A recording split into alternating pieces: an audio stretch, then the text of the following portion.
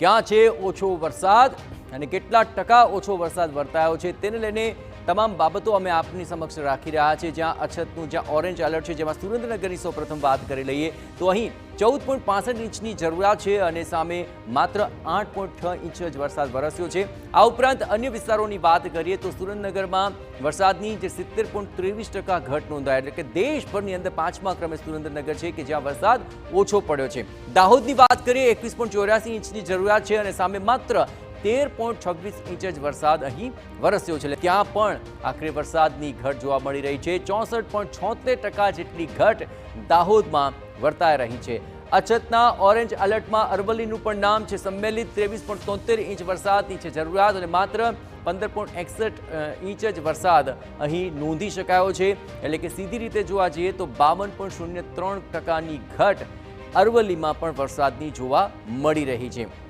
આ ઉપરાંત વાત કરીએ બોટાદની 15.66 ઇંચની વરસાદની જરૂરિયાત છે અને તેની સામે માત્ર 10.70 ઇંચ જ વરસાદ અહીં વરસ્યો છે, એટલે કારણે અહીં 5 ઇંચથી પણ વધારે ઇંચની જે ઘટ છે તે અહીં જોવા મળી રહી છે। બોટાદમાં જરૂરિયાત કરતાં અહીં 46.32% ઓછો વરસાદ વરસ્યો છે। આ ઉપરાંત અન્ય વિસ્તારોમાં પણ આ જ પ્રકારે જે નામ સામે આવી રહ્યું છે તે છે મહીસાગર। 22.61 ઇંચ વરસાદની જરૂરિયાત છે અને તેની સામે માત્ર 15.13 ઇંચ જ વરસાદ વરસ્યો છે, એટલે કે મહીસાગર જિલ્લાની પણ જો વાત કરવામાં આવે તો અહીં 45.63% વરસાદની ઘટ જોવા મળી રહી છે।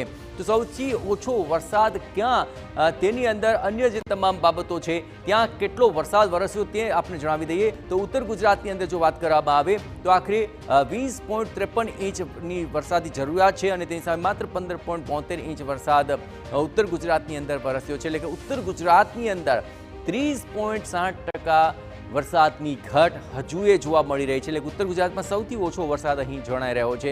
પણ મધ્ય પૂર્વ ગુજરાતની જો વાત કરીએ 23.75 ઇંચ વરસાદની જરૂરિયાત છે, તેની સામે 18.12 ઇંચ વરસાદ જ વરસ્યો છે, એટલે કે મધ્ય ગુજરાતની અંદર 31.06% વરસાદની ઘટ હજુ પણ વર્તાઈ રહી છે। આ ઉપરાંત દક્ષિણ ગુજરાતની વાત કરીએ, ખૂબ સુંદર મજાની શરૂઆત થઈ હતી અને 44.75 ઇંચ વરસાદની જરૂરિયાત સામે 51 ઇંચ વરસાદ વરસ્યો છે। પ્રમાણમાં સારો એવો વરસાદ અહીં દક્ષિણ ગુજરાતની અંદર કહી શકાય। દક્ષિણ ગુજરાતની અંદર જે જરૂરિયાત છે તેના કરતાં 12.27% વધુ વરસાદ વરસ્યો છે અને આગામી સમયમાં પણ હજુ પણ ત્યાં વાદળછાયું વાતાવરણ છે, તો ત્યાં વરસાદની શક્યતા હજુ પણ જોવા મળી રહી છે। કચ્છની વાત કરીએ 11.64 ઇંચ વરસાદની જરૂરિયાત હતી અને ત્યાં 16.96 ઇંચ વરસાદ વરસી ચૂક્યો છે, એટલે કે જે અપેક્ષા હતી તેના કરતાં પણ અહીં વધુ વરસાદ વરસ્યો છે અને 31.34% વધારે વરસાદ કચ્છની અંદર નોંધાઈ રહ્યો છે। પણ ઉત્તર અને મધ્ય ગુજરાતની અંદર જે વરસાદની ઘટ છે તે આગામી સમયમાં પૂરી થશે કે કેમ તે જોવું રહ્યું। સૌરાષ્ટ્ર કચ્છની વાત કરવામાં આવે તો સૌરાષ્ટ્રમાં 25.64 ઇંચની જરૂરિયાત છે અને 23.48 ઇંચ વરસાદ વરસ્યો છે અને 1-2 ઇંચ ઓછો વરસાદ જણાઈ રહ્યો છે અને હજુ પણ સૌરાષ્ટ્રમાં 19.44% વધુ વરસાદ નોંધાયો હોવાના આંકડાઓ મળી રહ્યા છે। ઓવરઓલ ક્યાં કેટલો વરસાદ છે તો ઉત્તર મધ્ય પૂર્વ ગુજરાતની અંદર હાલ વરસાદની થોડી ઘટ જણાઈ રહી છે અને આગામી સમયમાં તેની આપૂર્તિ થાય તેવી અપેક્ષા રાખવામાં આવી રહી છે।